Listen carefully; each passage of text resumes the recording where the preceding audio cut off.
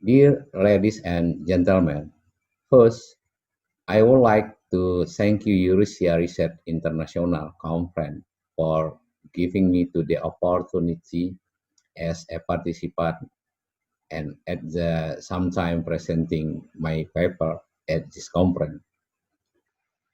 And I hope in this conference I get a view that enriches the result of my research. Next, we will present my paper. Dear ladies and gentlemen, conference participants. I'm Yendra Tamin from Bung Hatta University, Padang, Indonesia. I am a lecturer and researcher. On this occasion I will present my paper entitled The Potential of Customary Institutions in Preventing Corruption in Village Government in Indonesia, Study in West Sumatra Province. This paper is the result of research conducted some time ago. As an introduction, and its development, corruption in various parts of the world shows different symptoms and dynamics, so that approaches and policies on preventing corruption cannot be carried out in universal ways. Some research indicates a correlation between tradition and culture with corruption and corruption prevention. There is even research that concludes that there are problems with the implementation of laws and institutional effectiveness related to aspects of tradition and culture. In this context, the problem of preventing corruption in Indonesia shows the same symptoms, where corruption does not only occur at the top level of government, but starts to grow at the lowest level of government, village, as the formal government institution closest to the people. Based on data released by ICTEL, from 271 corruption cases in 2019 in Indonesia there were 46 cases, 17%, related to village funds. That number shows the trend of corruption in the village government in Indonesia continues and tends to increase. Interestingly, the main cause is mentioned because there is no comprehensive system established by the government in terms of monitoring village funds. Although the reason seems realistic, building a village fund monitoring system is not simple considering the number of villages in Indonesia is more than 80,000 with a variety of geographic conditions, diverse socio-cultural, and there are also problems of limited facilities/infrastructure as well as quality and competency issues of the village government apparatus.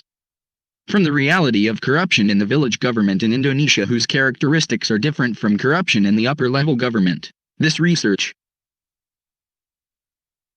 shows the neglect of local wisdom and the existence of institutional dualism in the village is a serious problem and is a factor driving the growth of corruption in the lowest government.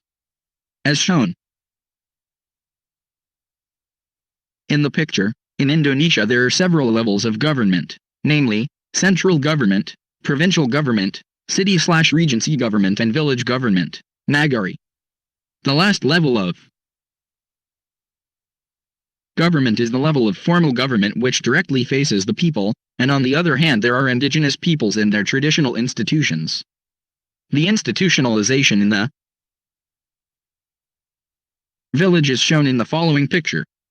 From research in West Sumatra Province, formally, the Nagari village government structure consists of Wali Nagari, Nagari's chief executive, and BPRN. Nagari legislative body.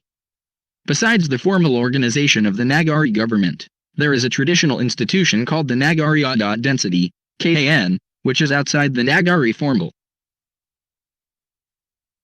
governance structure with the function and task of handling customary and cultural issues in Seko and Pisako which are an important factor in people's lives. Nagari. The separation of functions in Nagari, namely matters of public service and general administration, is carried out by Wali Nagari together with BPRN, while customary affairs are the affairs of KAN, Adat institutions. The condition of the distribution of Nagari's community affairs resulted in the low supervision of the Adat institutions, KAN, over the administration of the Nagari government as the lowest level government. whereas KAN as an Adat institution is an institution rooted in the life of the Nagari village community, but the reality is outside the Nagari government structure and does not have a formal working relationship with the Nagari government. From a number of cases of corruption under investigation involving Walanagari and other Nagari government apparatuses, show 1. Corruption in Nagari's government. The problem lies in the level of compliance. Walanagari, village head, follows the existing rules in village/Nagari financial management. 2. BPRN has not been able to carry out its duties and functions as a Nagari village legislative body and oversight of the village/Nagari revenue and expenditure budget, so that control over the implementation of Nagari's governmental activities by Walanagari tends to be out of BPRN. Control. The research shows that empowering traditional institutions has the potential to prevent corruption in the village government. It also indicates that the problem of corruption in the lowest level of government in Indonesia is not merely a matter of potential and understanding ability of government administration, but it cannot be separated from the regulation of village government. Organizations that are separate from Adat institutions. 3. In preparing the budget plan and activities of the Nagari administration, it is carried out in a joint meeting between Walanagari, BPRN and involving traditional institutions. However, in the implementation of the budget and activities of the village/Nagari government, Adat institutions are no longer involved. From the corruption case in the Nagari/village government studied, it shows that the growth of corruption in the Nagari/village government is one of the reasons for the absence of the role of traditional institutions in supervising the administration of the lowest levels of government. On the other hand, there are examples of cases that show the strong role of Adat institutions in terms of preventing corruption, where Adat institutions are included in solving problems of corruption in the village/Nagari government. But the participation of Adat institutions is only voluntary. Based on research, the results showed that culture, local wisdom, by functioning traditional institutions in the lowest government organizations such as village/Nagari in Indonesia had a strong influence in efforts to prevent corruption.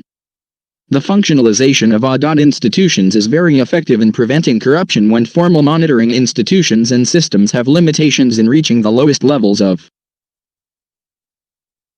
government such as Desa/Nagari in Indonesia. This research also shows that modern corruption prevention systems are not always effective in preventing corruption when faced with certain and diverse social conditions. Ladies and gentlemen, thus the presentation of my research results may be useful, and I thank you for being patient listening to it.